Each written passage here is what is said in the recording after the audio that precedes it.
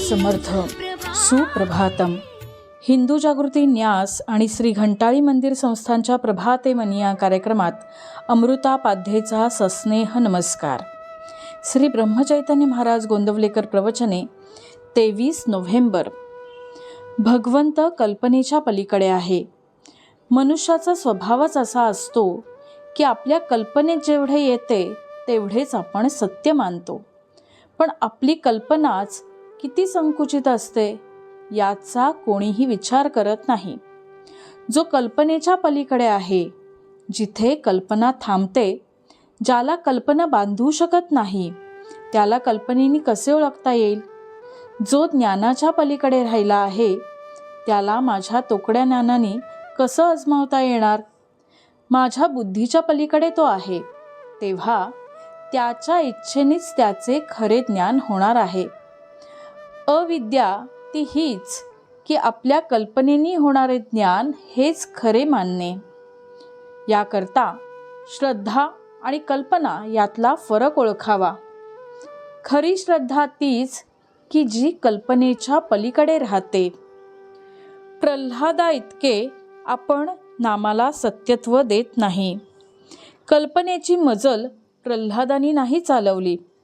कल्पनेच्याही पलीकडच्या गोष्टी जर आपल्या संसारात सुद्धा घडतात, तर भगवंत त्या कल्पनेच्या पलीकडे राहिला असे मानायला काय हरकत आहे? सूर्यप्रकाश जसा सर्व ठिकाणी भरलेला असतो, त्याप्रमाणे देवळात, घरात, तीर्थक्षेत्रात सर्व ठिकाणी परमात्मा भरलेला आहे. परमात्मा फक्त विद्वानांचा किंवा श्रीमंतांचा नसून तो सर्वांचा आहे.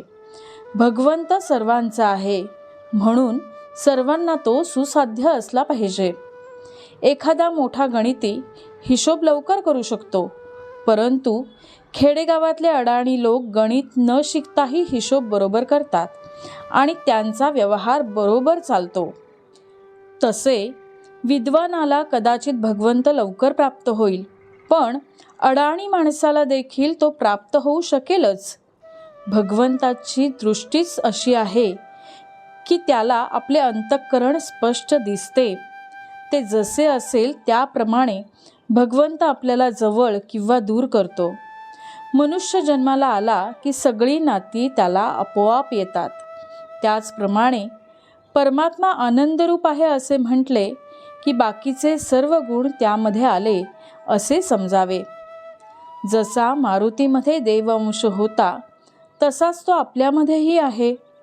त्यांनी तो फुलवला, पण आपण झाकून तो विझवून टाकला.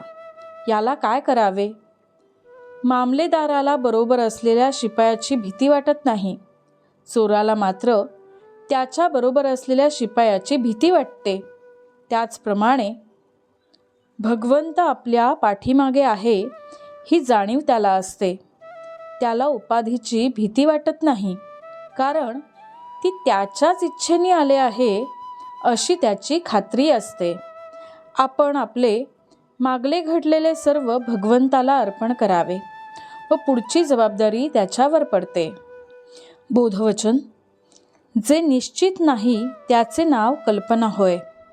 देव आहे असे निशंकपणे वाटणे हे ज्ञान होय. मंडळी, रामरायाचे आणि श्री घंटाळी देवीचे शुभाशीर्वाद तुमच्या सर्व कुटुंबावर अखंड राहोत ही प्रार्थना. जानकी जीवन स्मरण. जय जय राम.